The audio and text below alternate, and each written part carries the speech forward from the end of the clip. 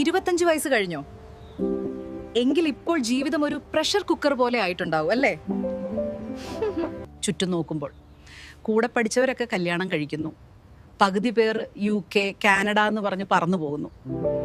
ഇതൊക്കെ കാണുമ്പോൾ നമുക്ക് തോന്നും, ഞാൻ മാത്രം എങ്ങും എത്തിയില്ലല്ലോ, എന്റെ സമയം കഴിഞ്ഞോ എന്ന്. Guys, relax. എല്ലാവർക്കും ഒരേ ടൈം സോൺ അല്ല. ചില പൂക്കൾ രാവിലെ വിരിയും, ചിലത് വൈകുന്നേരേ വിരിയൂ. എന്ന് കരുതി വൈകുന്നേരം വിരിയുന്ന പൂവിന് ഭംഗി കുറവാണോ? അല്ല, ആരോ ഓടുന്ന റേസിൽ നിങ്ങളും ഓടേണ്ട കാര്യമില്ല. നിങ്ങളുടെ സമയം വരും. അതുവരെ just keep working. Don't settle for less just because you are lonely or pressured.